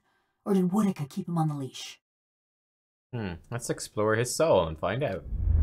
With a deep breath, you plunge into Theos' soul, and where in Brackenbury it had been a maze of narrow corridors and dead ends, now it is expansive and borderless, its walls crumbling into heaps like the ruins of Engwyth as you pass through them. You travel for what seems like ages, rushing to a known destination, a memory you glimpsed once before. At last you see it, no more than a pinprick of light at the end of a long tunnel, expanding slowly at first, then quickly as you near. You come out in the room you're standing in now, but it is new and pristine and filled with people, thousands of them, all turned towards the great Adra pillar and the machine that encases it. Theos stands at the machine, and you are one with him now. You look out at the crowd, at faces of shriveled old men and cherub-cheeked little girls, at mothers bouncing infants to quiet them, and fathers clasping their children's restless hands and watching you with somber acceptance. A woman with tears in her eyes gives you a small nod. You turn back towards the machine, your breaths constricted beneath the weight of unwanted knowledge, preparing yourself to set out alone on a journey without end. You close your eyes and open them again to find the machine still in front of you, beckoning. You take your place in front of it and place your hands upon a large mechanical disc at the base of the great crystal column and speak a single word. Giant rings creak to life, building speed, setting arrays of carved draconic mouths aglow and sending tremors through the platform beneath you. The entire room shakes now with the force of the accelerating machine, all sound drowned out by its deep, deafening thrum. Brilliant tendrils of light arc outward from the pillar in all directions, and you look over your shoulder to see them engulfing the crowd, burning them brightly like hot iron. One by one the tendrils disappear, leaving ashen effigies where people once stood, many of them disintegrating into grey heaps under the stress of the tremors. You look above to the Adra pillar, and a glowing spherical mass has begun to coalesce atop the column where the arcs converge. It grows and pulses, translucent and bulbous, like some immense chrysalis, suspended in slow rotation as though it were being spun from the arcs of light. When the last arc disappears, the spectral mass hangs a moment, no longer rotating, so bright you must shield your eyes with an outstretched hand, and it seems to you as though it is looking at you. You bow your head in acknowledgement, and look back up to see it melt into the pillar like warm candle wax. The pillar flares with a flash of light, bright as the sun itself, then fades to darkness. The machine slows down to an abrupt halt, and when the last echo of its grinding cogs has passed, the chamber is still, and you are alone. From all sides, reality begins to bleed in through the memory, and you find yourself in your own skin once more, looking down on Theos' lifeless body. You sense a listlessness to Theos' soul, an overwhelming fatigue that hinders its immediate escape, and makes it vulnerable to manipulation. You feel as though your victory has given you some kind of hold over it, and you're able to do with it as you please. We could return it to the cycle, You'll remember this, Theos. Remember that no man can hide from the truth forever, and all you've done was done in futility. Your memory shall be your penance. We could tear his soul apart. I do not envy you, Theos. I of all people realize the sway memories can hold. It is time you were granted peace. Banish his soul to breath a man. Theos ex Arcanon. There can be no forgiveness for your deeds, only justice. You shall escape judgment no longer. We could destroy all memories contained within. Your memory makes you a slave to your own past. Perhaps it can't be undone, but it can be forgotten. It shall trouble neither of us any longer. Or we could tear his soul apart. You caused me great suffering, Theos. You do not deserve to exist. Wow, big choices here. Big choices. Let's banish his soul to Brea Thaman. Theos ix Arcanon. There can be no forgiveness for your deeds, only justice. Which I think is fair, seeing as his god is the god of justice. You shall escape judgment no longer. To apply the teachings of Durance would more immediately satisfy the cravings in my bones. But this is the stronger lesson, for his soul is already marked by his own hand. Perhaps this is the best place in the world for Theos. Somewhere he can't cause further harm. Still, you eventually found the Ovara. What is a few thousand years to someone like him? You regard Theos' soul, still and subdued, and your pronouncement seems to empower your spirit. Your will seems to you now a thick chain, and you wind it around Theos, constraining all movement, eliminating any possible last means of resistance. You call to mind the eternal prison, the vast empty cavern and its cells of Adra, vacated by souls that chose to betray themselves in order to escape an infinite abyss of hopeless self-reflection. You choose a vacant pillar and pour your consciousness into it, creating a perfect, inescapable hollow with space for one. And now you gather up Theos' soul and bear it to the pillar like some bodiless jailer, conjured by justice itself. You can feel its resistance now, the abject terror radiating from it, but your bindings will not be broken. When at last it is sealed away and you begin to recede back to your center, you could almost swear you hear a distant, wordless cry for mercy. In the stillness that follows, a single word echoes through your mind. A word you spoke when you were one with Theos in an ancient memory. You realize it is the word that activates the machine. Damn. That's a crazy choice. Whoa. Did we make the right choice there?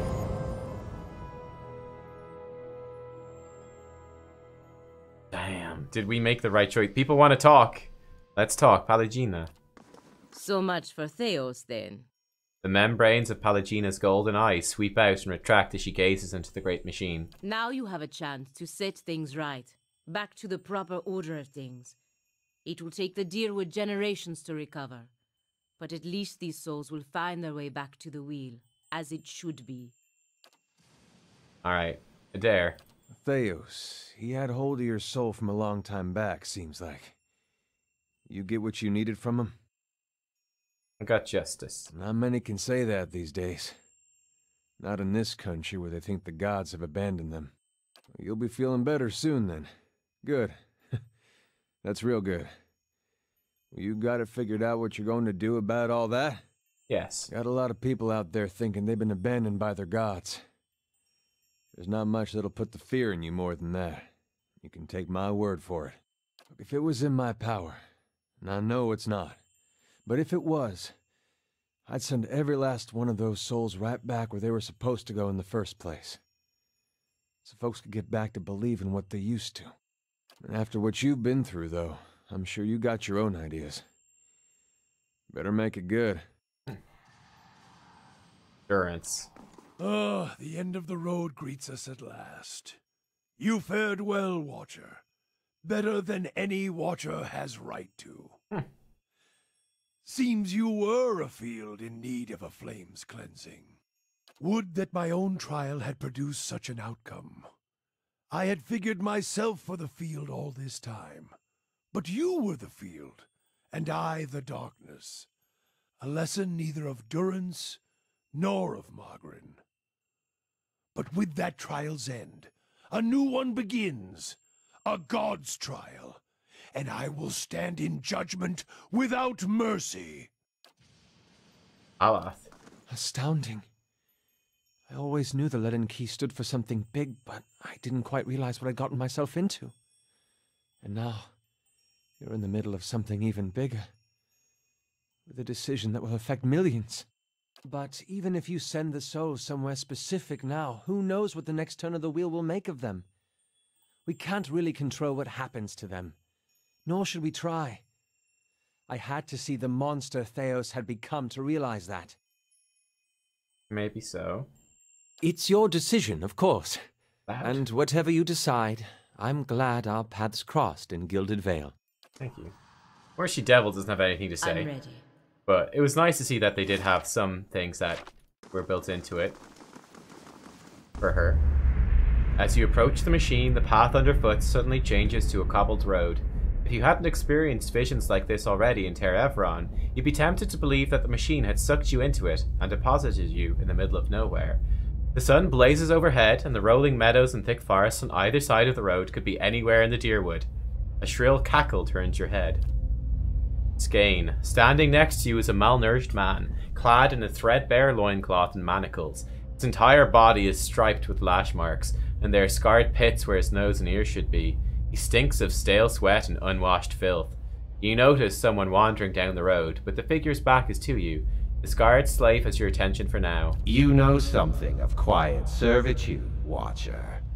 Groveling and simpering before the gods whose aid you need, so that when they finally raise you to a place of power, you can seize what you desire. You have labored at the pleasure of others. That shriveled hag in Hadrit House, those preening soldiers with more taste for silk than steel, the wretched tribesmen playing out their fantasies of grandeur. And then you cowered and knelt before the gods themselves, begging one paltry favor and receiving riddles and visions in response. And now the gods give you orders and commands, even while you set out to fix what they cannot. Yet what have they offered you? They offered us the means to stop Woodica and Theos. That's enough for me. A suspicious grimace crosses Alot's face. I get the feeling that this is this is his way of giving you new orders on behalf of his own master. Be careful, Valerie. Given the breadth of the iron manacle, it's amazing he can raise his bone-thin arm, but he does, and he points to the person walking the other way along the road. The exiled queen is not an ungrateful patron. You get a better look at the lone figure and realize that she's wearing robes, tattered and singed, but fine nonetheless. On her head is the silhouette of a broken crown. She continues walking, her pace slow but determined. Finish the work Theos began. Strengthen Woodica with these souls and allow her to become the most powerful of all the gods, with you as her favored. Wow. That's intense. What do you mean by your favored? Helping Woodica would mean that the secrets of the gods stay hidden. I've been working against Woodica this whole time. Why would she thank me now after I've defeated her most loyal servant? He is the god of justice, so that seems a bit mad. The ragged hole in Skane's face wrinkles with disgust. Loyal and weak. Theos proved his inadequacy when he failed to anticipate you. A plan exposed is worse than none at all. But you have proved resourceful, equal to the schemes of gods. Woodica has a long memory, Watcher, for both friends and foes, and she keeps her oaths. What you mean by her favored? The recipient of Woodica's blessings, she has always had a place for mortals of particular merit. If you help her now, she will become the most powerful of all the gods, and you will be the one who made her so. Think of the lifetimes of rewards you would reap. The only reward I wish is the joy of pulling bloody shards of her broken crown from my staff when I have finished with her trial. Skane turns his flinty eyes on Durrance. So says your companion who's been abandoned by his own god. Do you really trust him to make alliances for you? Helping Woodica would mean that the secrets of the gods stay hidden.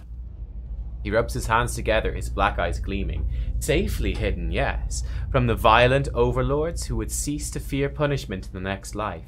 From the heavy-handed masters who would answer to no one. The world needs some schemes. Or are the souls of Kith so pure that you would snap the tenuous threads that bind society? Alot snarls. And Theos makes a better overlord? This one is the god of slaves. What would he have left if the world? Were unchained from his mistress's lies? Cain takes a bundle at his feet and hefts the burden onto his back. I have explained the alternative, Watcher. Continue as a pawn of the gods, or a partner of one. At the other end of the road, the figure stops. She turns her head just enough to look over her shoulder.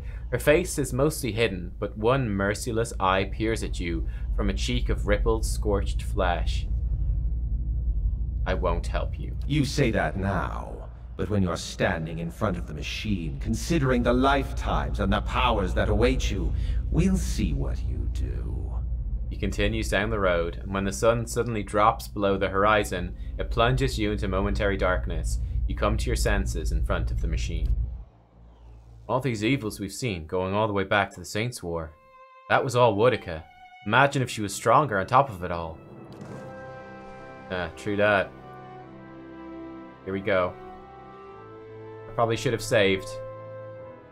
With your companions bearing witness, you step up to the place where Theos once stood before his people long ago. The great machine lies in front of you, idle, ready. You have seen this machine and others like it in operation. You understand how it works. It is a device for directing souls. As a watcher, it would be a simple matter to influence that direction. Though as big as the machine is, it may be the last thing you ever do. Not yet. Save the game! Save! Quickly! It'd be nice as well to maybe pop back and see what the other options would be. I know, we already know what I'm gonna do though, I think. If you don't, you're about to find out. Speak the command to activate the machine. There's a shrieking of stone grinding against stone as old cogs loosen and begin to turn. You have only moments before the souls will be sent into the Adra vein. This will be your only chance at redirecting them. We could send the souls back into the reincarnation cycle. We could return the souls to the bodies they were intended for. We could entropically disintegrate the souls, ending their existence. We could distribute the essence to existing souls in Deerwood to strengthen them. We could allow the souls to pass through the vein to Woodica, or we could disperse the souls to an unknown location. I am going to do what Hylia suggested. Well, not because Hylia suggested it, but because it's an option that I would have taken, and I'm happy to agree to do something that I would have done. We are going to return the souls to the bodies that they were intended for. Return the souls to the Hollowborn children. You close your eyes and expand your perception outward, taking in the immense totality of the tens of thousands of souls orbiting the chamber. Your grasp on the souls is tenuous. You find yourself fighting to keep them all within your influence, and you can feel them slipping away from you as the machine gains speed. Achievement unlocked. Hang on here, what's achieved? Won the game! Congratulations, you've completed the game. A brief moment comes when it feels as though you hold all of them at once, and their force is so great it feels as though they will tear you apart. In that moment, you dedicate your entire being to bending their orbit, channeling their flow in a new direction. At your command, the ancient device became your instrument, spinning to life with deafening resonance and gathering up the swirling essence like thread on a great spindle. There, in the pale pulsing glow of the machine that set you on this path long ago, you summoned all your strength, focusing on your objective and blocking out all else. With a single concussive blast that rocked the chamber and sent you tumbling to the ground, you freed the souls from their stasis. Exhausted, your consciousness slipping away, your last sight was of the machine, dark and dormant. Then your eyes closed, and sleep welcomed you at long last. After coming to and searching for some time, you discovered the route Theos used to enter Sun in Shadow, and embarked on a long and arduous ascent back to the surface. You emerged in Ter Evron after days of tunneling through the rubble Theos had left behind, and when you stepped into the daylight, you were faced with a different Deerwood than the one you had left. At your direction, the souls diverted by Theos were guided back to the vessels originally meant for them. For the first time, parents of Hollowborn children woke to the cries of their infants, and looked into their eyes to see them staring back. people fell to their knees where they stood, thanking Helia or Mogren, or even Aethys for their forgiveness of whatever guilt they felt they bore. But for all the relief that had come to some parents, others only found new grief. For many thousands of Hollowborn had died during Wydwin's legacy, many by their parents' own hands. For those children, there would be no homecoming. Yet the last Hollow birth was in the past now, and those parents willing to risk trying for a new child were frequently rewarded, often with twins. Many felt they saw Helia's hand in it, and the year would be remembered as the year of Helia's splendor. Lord Radric's zeal had brought him back to life once, but it would not do so again. Radric's destruction at your hands spelled the end of his suffocating rule over Gilded Vale and the surrounding area. In his absence, the village prospered, becoming a popular destination for new settlers anxious to leave Defiance Bay after the riots. Without a nearby ruler, it also grew more wild, with many settlers moving on as soon as they'd arrived, turned off by lawlessness that was excessive even by Deerwooden standards. Nevertheless, despite the challenges of living there, Gilded Vale had survived, and would continue to survive for the foreseeable future. Following the assassinations of Duke Avar Wolfgren and Lady Webb, Defiance Bay was thrown into political upheaval. In the ensuing weeks, the streets had become the domain of looters and blackguards. Few dared to step outside their own doors alone or unarmed. But order was soon re-established by the Knights of the Crucible, who, despite their depleted numbers, had gained favor in the public eye for their role in the unraveling of the conspiracy surrounding Wydwin's legacy, and were quickly reinforced by returning forces from Fleetbreaker Castle. For the Knights, their resurgence marked a return to the tradition as well. Having seen firsthand the dangers presented by dabblers in animancy, the Order quickly abolished the practice internally, preferring the familiarity of their hammers and forges to the uncertainties of Essence and Adra. Their identity rediscovered, the Knights suppressed their political aspirations and began once again to train their recruits in the art of blacksmithing, recapturing the post-revolutionary ideals of Deerwood and regaining the respect of its citizens as a result. Though the machine atop Ter Noaneth had been disabled, it had not seen its last use. Heritage Hill was rebuilt, and no sooner had the first families moved in to resettle the district than members of the Leaden Key, acting under standing orders from their Grand Master, climbed the tower and reactivated the machine. The initiates slew a handful of the new settlers under cover of night and watched as history repeated itself, the victims reanimating and devouring the survivors. After this second incident, the district would remain abandoned. Whoops. The Duke's assassination at the apparent hands of an animancer had caused catastrophic rioting in the streets of Defiance Bay. But those who had escaped the melee in the palace hearings remembered the testimonies of the strange guest who had shown up that day and absolved animancy, implicating the Leaden Key instead. The rumor spread quickly, and soon the popular belief was that the assassin had been a Leaden Key spy. When the legacy had lifted, people came to see it not as a sign that the riots had been according to the gods' wishes, as Theos had hoped, but as a confirmation that animancy had never been the source of the problem in the first place. Deerwoodens instead convinced themselves that the riots had somehow purged Defiance Bay of Leaden Key spies, and that the end of Wydwin's legacy was their well-deserved reward.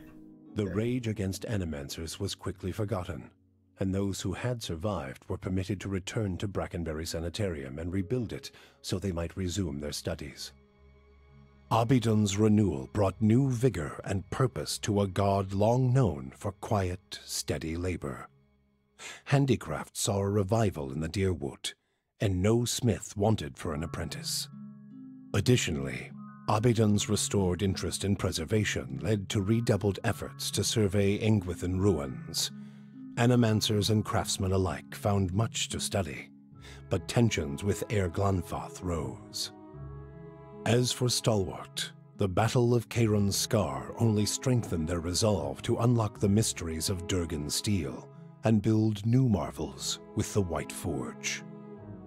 However, Stalwart's ambitions brought them into further conflict with the Raid Serens, as more and more impoverished communities gathered at the border and vowed to finish the work of the Iron Flail. It would be many generations before the region saw peace. The Flames That Whisper clan found a cautious peace with Stalwart, particularly once the villagers heard of the aid the ogres had offered against the Eyeless. The clan moved back into the Russet Wood, and as Stalwart grew in prestige, the villagers formed a tighter alliance with their ogre neighbors. Within a generation, ogre traders visited Stalwart, and village hunters were welcome in the Russet Wood. Harmka's death had brought the Devil of Carrick little satisfaction. In time, her taste for vengeance soured. What replaced it was a hunger to feel something, anything, new. Summer had thinned the snowpack twice over when she felt the joint at her elbow first begin to stiffen. She turned her back on the hopes of animancy and civilization and walked east. She pushed through the mountains, past Raid Ceres, and into the broad plains of Ishamiddle. She had forgotten what it was like to simply journey, no goal or destination in mind. Though she felt nothing more than the steady thump of her feet on the road, the endless horizons and grassy meadows were new to her. She measured her time in the gradual rusting of her body and was satisfied. Her movements slowed, but so did the world around her. Waist-high grasses undulated and tacked in the wind, as gradual as the tides. Sparrows and blackjays made steady pilgrimages across the sky, each flap of their wings a solemn salute. She could hardly move when she found something she had never seen before, the ocean. With the last of her strength, she pulled herself beneath the water, content at last to feel the movement of currents and the constant caress of the waves. Zawa came to peace with the end of the Takan people and decided instead to start anew. He traveled to Defiance Bay, where he took up residence with the Scriveners of the Hand Occult for a time. He spent his time there writing down everything he could remember of the Takan and their way of life. When he was finished, the voluminous set of tomes was given to the Hall of Revealed Mysteries, so that the Takan legacy might live on. Free from the burden of her memory, Maneha soon left the gift-bearers and resumed adventuring. Now that she had a taste for the world, she wanted to experience it anew. Maneha rediscovered her zest for battle, extravagance, and romance. She kept her gaze on the horizon, looking from one journey to another more distant, from the lover in her arms to another more fervent. Hers was a life of excitement, violence, and passion. She moved too quickly for regret to catch up with her, and she hoped only that she might outpace it in the next life as well. The fortress of Cadnua emerged as a bastion of security in the midst of an untamed land, becoming the envy of every thane and earl in Deerwood. Legend grew over time of its impregnability, and stories of formidable invaders easily scattered by the keep's defenses became popular around the hearths of Deerwoodinians. Likewise, it also became a beacon to travelers, merchants, and visiting dignitaries alike. Reputed as the finest fortress in all Deerwood, people would journey from near and distant lands alike to experience its fabled hospitality and grandeur. After the death of the Master below, a strange quiet fell over the endless paths of Odd-Nua. The attacks on the fortress above ceased, Odd-Nua's silent titan the closest remaining thing to a master in its musty, forgotten passages. Palagina had gone against the Duke Spell's orders by inventing a new trade arrangement with the Anamenfath to accommodate the recovering Deerwooden market. With the Deerwood's people still weakened by Widewind's legacy, the Valian republics easily pushed their would-be competitors out of the market. For her outrageous insubordination and audacity, Palagina was banished from the republics. She traveled north in the Eastern Reach, avoiding Valian ports and entering the ranks of the kind wayfarers. Despite her bravery and dedication to those in her care, her strange appearance made her feel like an outsider wherever she went. Haravius took his leave of the party and, after his first bath in years, returned to his nomadic lifestyle, With his homesickness expunged, he found renewed joy and tranquility in his wandering survey of the wilderness. For the first time in his life, he ventured beyond sight of the mountains of Glonfath. During his travels, he penned numerous journals and sketches detailing his travels through frozen tundra, searing desert, and tropical forests. Wherever he went, Haravius left behind stories of the Autumn Druid, a temperamental, one-eyed wise man of the forest, known to bring food to lost travelers and unusual advice to anyone willing to ask him a question. Adair chose not to return home to Gilded Vale. Through a number of quiet inquiries, he soon found his way into the underground organization of Aethasians known as the Night Market. Ironically, in learning that the gods had been fabricated, Adair found his faith in Aethus renewed, and that his god was neither alive nor truly a god had become irrelevant. He rose quickly through the ranks of the Night Market for his optimism and for his bold leadership, his ultimate goal to make the Dyrwood a place that would welcome followers of the Shining God once again.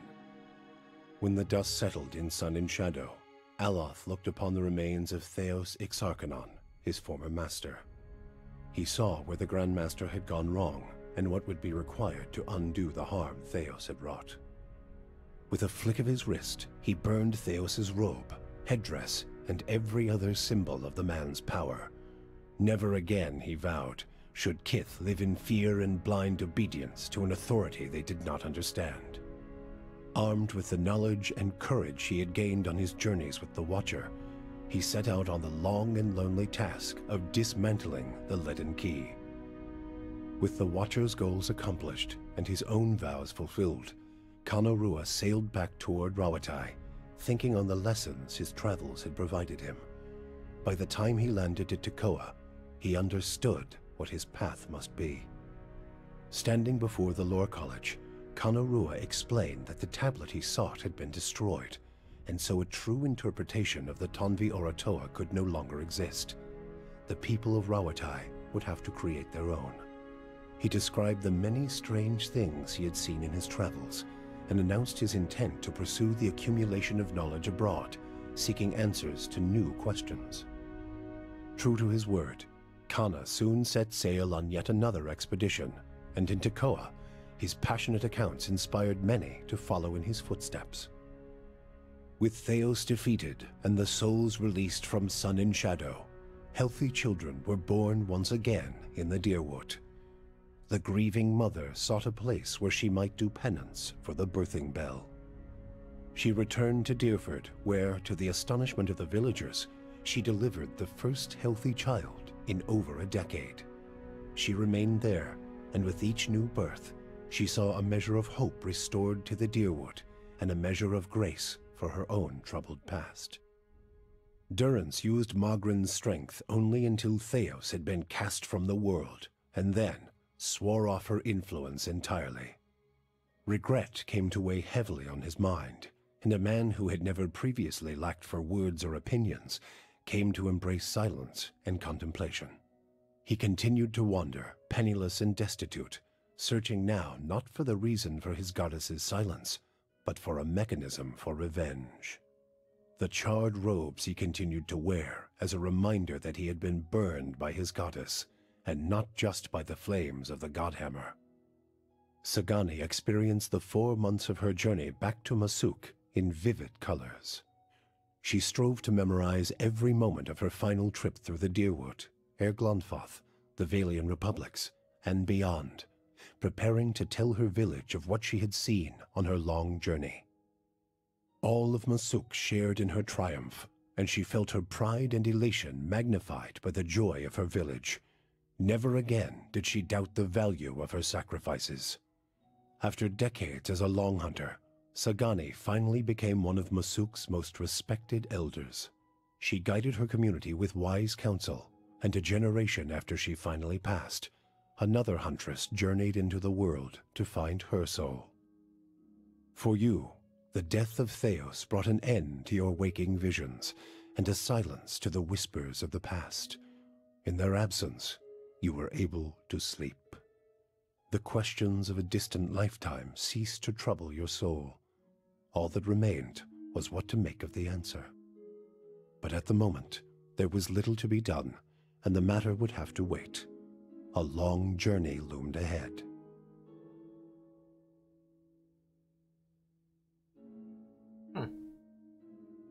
The end, I think. Credits. Alright, let's super speed the credits. Sorry, credits, people. You guys did an amazing job, though. What a great game. That was awesome. That was so good. Wow. That was one hell of an epilogue as well. I'm actually really happy with how most of it turned out. We really screwed up the Angwithan machine. That was a disaster. And got Pallegina. King Rolo, thank you. Thank you for the 500 bits here. We really screwed up. Poor old Pallegina had a really tragic ending there as well. But a lot of them worked out really well. One thing I wanted to add was that Itamak turned out to be the best boy in the whole world. Obviously, poor old Itamak didn't get a shout out in the ending, but he deserved one. And there we go. There we go. That's oh wow, that was great. That was really good. And of course, moving into Pillars of Eternity 2, we'll be able to import our game, all of the decisions we made, and I believe it's Adair, Pallegina, and Aloth are all gonna come back, and like be part of that game again as well. So that's super good. Maybe some of the others show up. I don't know, but those guys will be back in like a big role. So that's super cool. That's super duper cool. But yeah, I'm really happy. You know, we played through basically everything. We got it all done, and yeah, I'm really happy with how it turned out. I mean, a few of the things.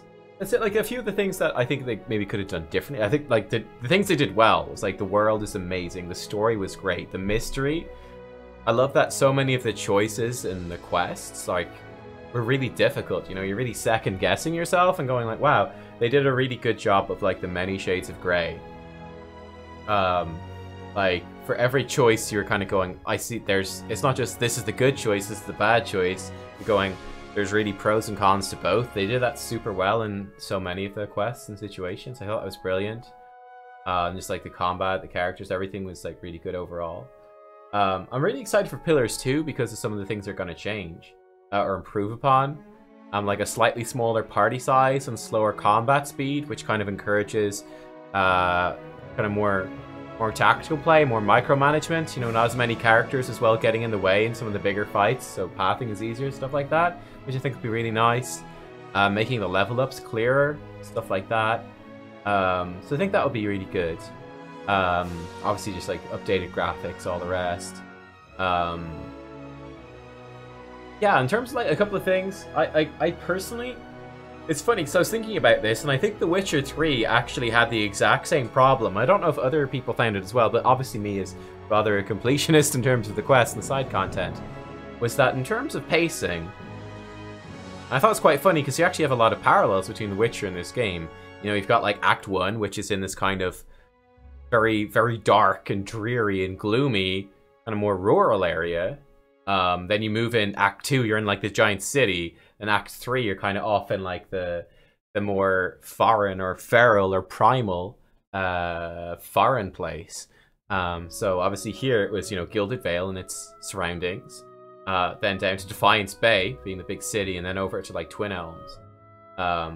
Whereas like in Witcher 3, it was like, what was it? I forget what the places were called, but you know, up there with like the Bloody Baron for Act 1. Then the city, was it Novigrad, I think, for Act 2.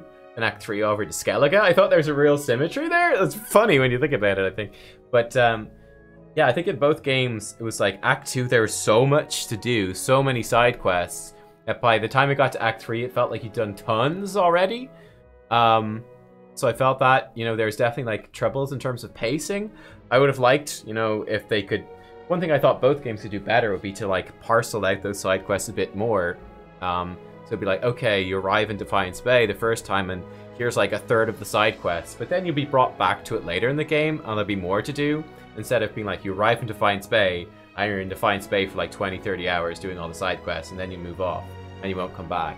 Like a bit more openness, more consistently doing the main quests I think would be good. Obviously that's something of a choice, but it's that thing with RPGs. You don't want to push on ahead and then miss the opportunity to do those side quests. So at least I tend to just do them all at once. I don't know. That's just something to consider. But it's a common thing. It could have been something cool, like, you know, like, for example, us having to go back to see the ambassador because the leaden key who ambushed us on the way are like, the ambassador's in trouble, so we went back. Things like, oh, go back now that the riots have stopped, and oh, we've opened up this new section of the city or something like that. I thought that would be nice, but anyway. Apart from that, really damn good. It's really damn good, and I'm really excited for the second game. So, I mean, look, we'll talk about it more when we get there, the second game. I'm thinking I'll probably play a Cipher Rogue, but I might change my mind on that as we go forwards.